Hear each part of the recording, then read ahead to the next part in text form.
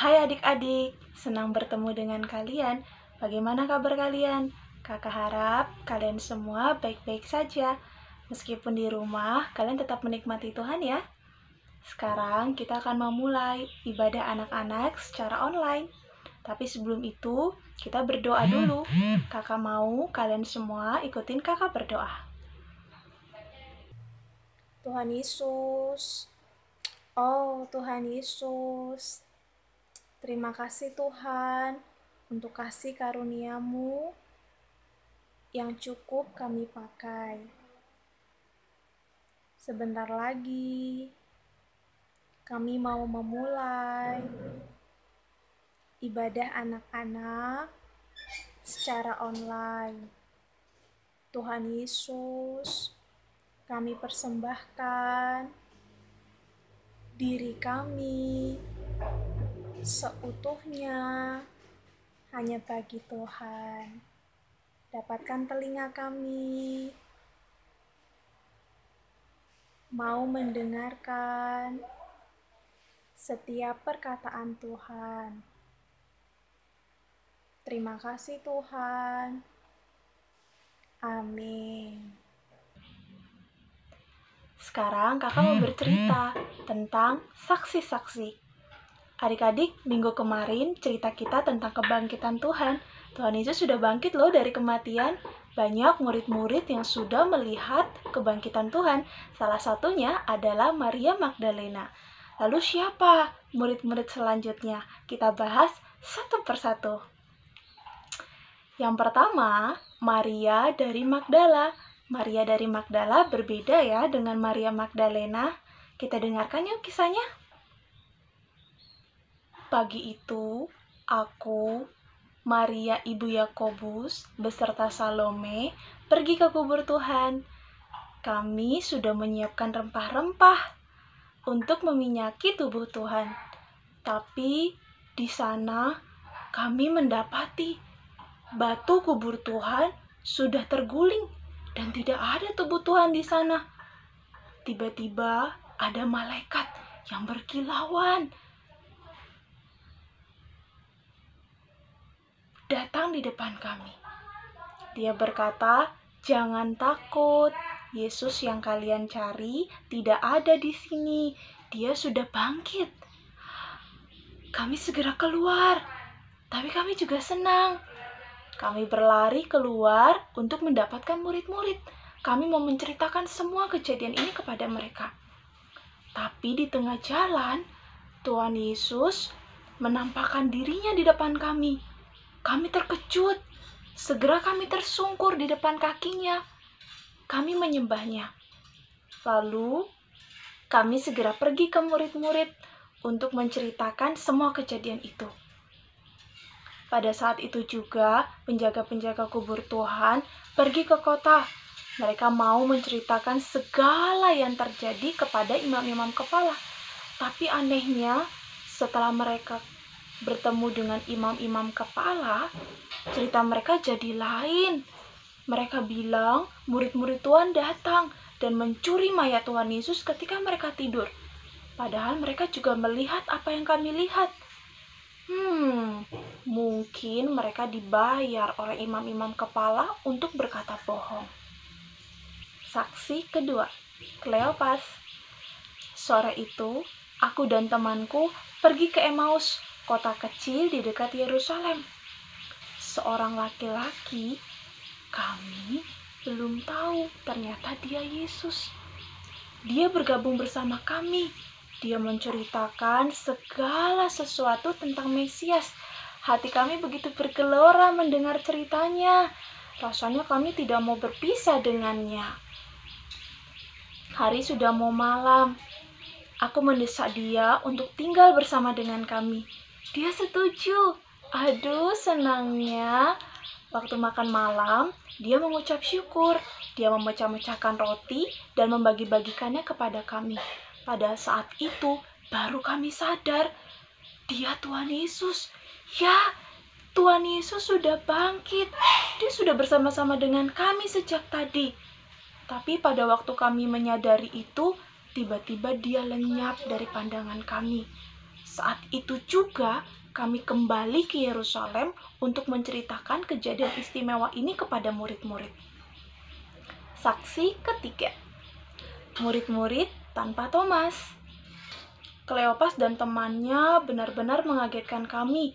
Mereka begitu bersemangat menceritakan bagaimana mereka berbicara dengan Tuhan tanpa mengetahui siapa Dia. Hingga Tuhan memecah-mecahkan roti dan bagi-bagikannya kepada mereka, baru mereka sadar itu adalah Tuhan Yesus. Ketika mereka masih bercerita, Tuhan sudah berdiri di tengah-tengah kami dan berkata, "Damai sejahtera bagi kamu." Kami kaget. Kami berteriak, "Hantu!" Kami pikir dia hantu. Tuhan menegur kami, "Mengapa kamu terkejut? Dan apa sebabnya timbul keraguan-raguan di dalam hati kamu? Ini aku. Lihat aku. Lihat tanganku dan kakiku. Rabalah aku. Aku sendirilah ini. Bagaimana mungkin hantu mempunyai tubuh dan tulang seperti yang ada padaku saat ini?" Kami masih bengong. Lalu Tuhan memperlihatkan tangannya dan juga kakinya. Kami masih heran, tapi kami juga senang. Saking senangnya, kami tidak tahu harus mau ngomong apa. Akhirnya Tuhan berkata, "Adakah makanan di sini?" Kami segera mengambil sepotong ikan goreng. Kemudian Tuhan mengambilnya dan memakannya. Saksi keempat, Thomas. Aku biasa disebut Didimus. Teman-temanku bilang kalau Tuhan Yesus sudah bangkit dari kematian. Rasanya sulit dipercaya, mana mungkin orang bisa bangkit setelah mati 3 hari. Aku berkata kepada mereka, sebelum aku melihat lubang di tangannya dan memasukkan jariku di lambungnya, sekali-kali aku tidak akan percaya. 8 hari kemudian, kami berkumpul lagi. Kami memastikan semua pintu terkunci, karena kami masih takut kepada orang-orang Yahudi. Tiba-tiba Tuhan Yesus datang di tengah-tengah kami. Dia berkata, "Damai sejahtera bagi kamu." Alangkah kagetnya aku. Ketika aku masih melongo, Tuhan berkata kepadaku, "Taruhlah tanganmu di sini, dan lihatlah, ulurkan tanganmu, letakkan di lambungku. Jangan engkau tidak percaya lagi, melainkan percayalah." Aku berseru, "Ya Tuhan, ya Allahku," kata Yesus kepadaku, "kamu sudah melihat aku, maka engkau percaya. Tetapi berbahagialah mereka yang tidak melihat aku, tetapi percaya." Adik-adik, percaya saja sama Tuhan, maka kalian akan berbahagia. Saksi kelima, Petrus. Sejak aku menyangkal Tuhan 3 kali, hatiku sangat resah, apalagi setelah Dia bangkit. Aku bertambah sedih. Aku malu bertemu dengannya.